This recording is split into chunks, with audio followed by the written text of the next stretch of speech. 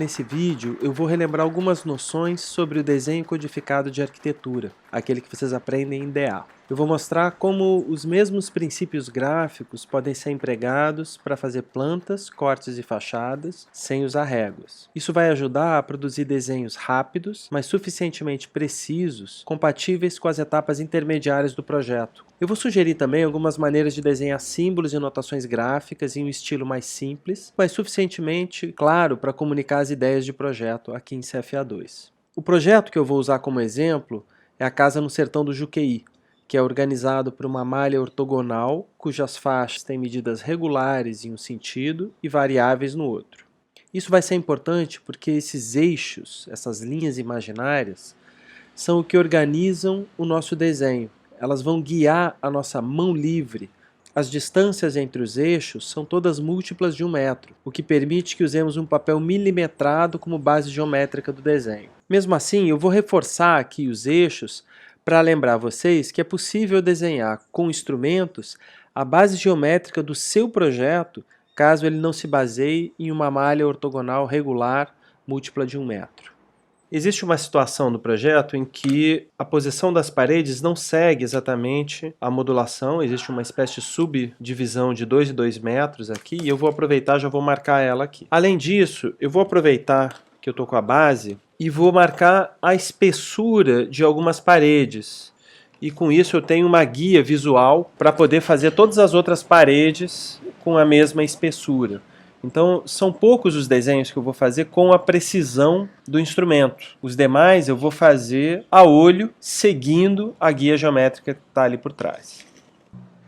O desenho vai ser feito na escala 1:100. E eu vou usar uma lapiseira 03 com grafite HB, uma lapiseira 05 com grafite B, uma 07 com 2B, e eu tenho também uma 09 com 2B que talvez não seja necessária usar aqui. Acho que a 07 já dá conta na escala 1:100. É importante também lembrar que um desenho mais rápido e mais simples possa ser feito com apenas uma lapiseira, só variando a pressão da mão sobre o papel.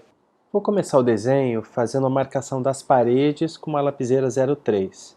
Eu faço o contorno de todas as paredes que estão em vista, ou seja, que tem o peitoril baixo, como no caso de janelas ou muros baixos. Faço também soleiras de portas e os desníveis todos entre o interior e o exterior da casa. E também faço os limites do deck, que fica aqui na varanda. Parte dessas linhas vão ser paredes em corte, mas outras vão aparecer como linhas em vista.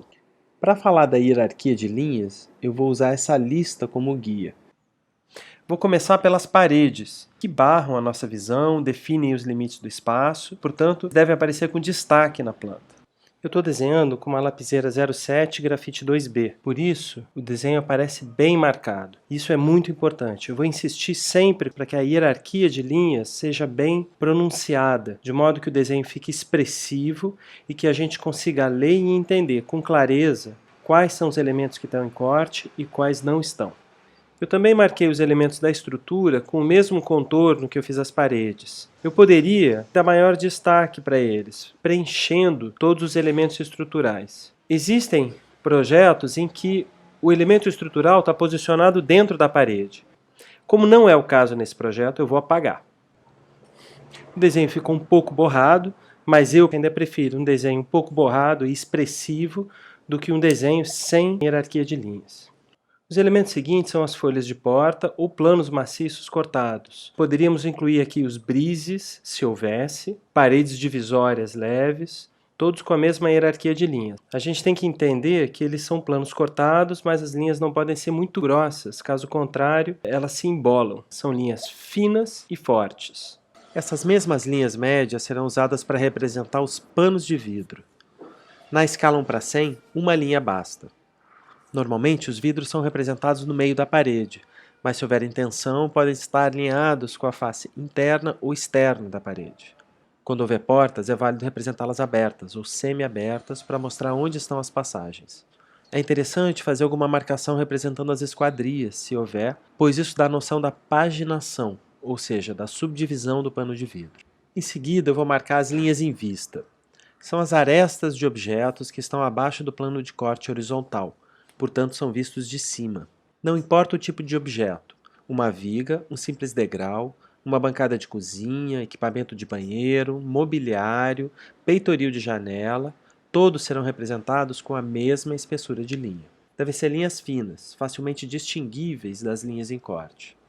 Apesar de mais leves, elas devem ser bem definidas e visíveis. Eu estou usando uma lapiseira 0,5 com pouca pressão. Como alternativa, eu poderia usar uma lapiseira 0,3 com um pouco mais de força. Objetos que estão acima do plano de corte não são vistos diretamente. Representamos a sua projeção por meio de linhas tracejadas. As linhas de projeção podem ter a mesma espessura que as linhas em vista ou ser mais finas. Recomendo fazer traços curtos e regulares, com intervalos do mesmo tamanho. Quando uma linha de projeção recai exatamente sobre uma linha em vista, como acontece aqui no deck, é possível deslocar ela um pouquinho para o lado para que a gente possa ver as duas linhas lado a lado.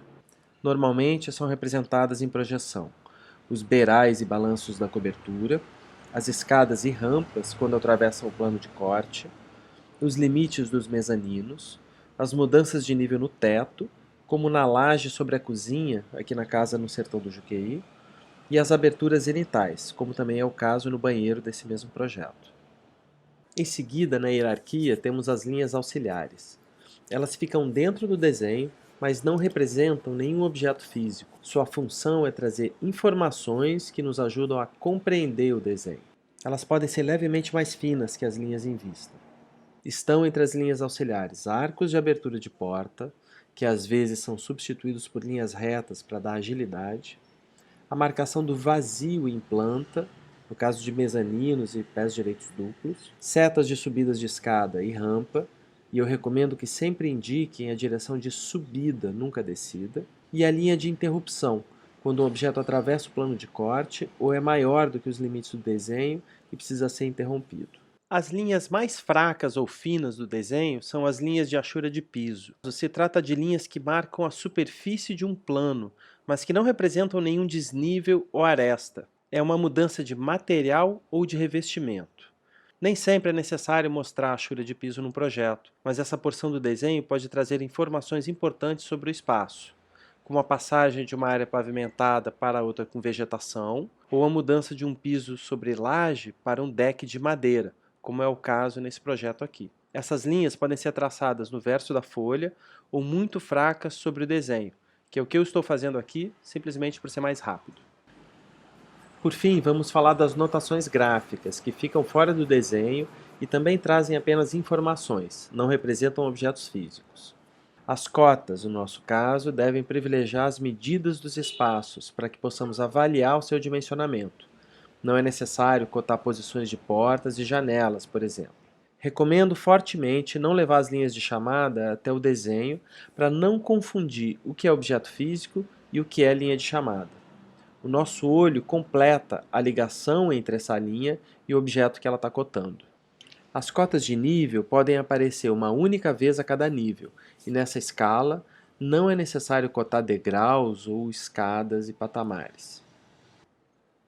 Os símbolos de corte serão aqui o mais simples possível. Eles não devem subir no desenho. Basta indicar a continuidade da linha, a direção da visada e a letra correspondente. O norte pode ser simples como uma seta ou um círculo com um traço. O título do desenho pode ser apenas um texto em destaque. Numerar desenhos é algo importante em projetos onde há um grande número de desenhos e pranchas. Não é o nosso caso. A indicação de escala nesse tipo de desenho, onde não há um carimbo de prancha, pode aparecer logo abaixo do título. Se formos apresentar o desenho numa tela digital, recomendo que o título seja adicionado depois, em um tamanho compatível com a diagramação final. Importante notar que no caso da visualização do desenho através da tela digital, não há garantia de escala. Ou seja, o desenho pode ser minúsculo na tela de um celular ou enorme se projetado numa parede. Por isso, vamos usar a escala gráfica, que é uma espécie de régua embutida na própria folha, no próprio desenho. Ela diminui ou aumenta de tamanho na mesma proporção que o desenho. Com isso, eu posso até improvisar uma pequena régua numa folha de papel para medir algum elemento não cotado. Finalmente, cabe notar que eu privilegiei nas notações gráficas um estilo visualmente econômico, que busca não chamar atenção nem confundir a leitura do desenho. É importante assinalar que o estilo de um desenho costuma estar ajustado ao seu propósito. Nesse caso, não estamos fazendo um desenho técnico que vai para a obra, mas sim um desenho de fase intermediária de projeto, cujo propósito é a comunicação entre estudantes e professores. Bem, espero que o vídeo tenha mostrado como um desenho pode ser feito com relativa agilidade sem deixar de ser completo. A chave, nunca é demais lembrar, está no uso correto das linhas, com os devidos tipos de traçados, pesos e hierarquias. É isso que permite uma leitura visual do desenho, para uma compreensão clara do projeto.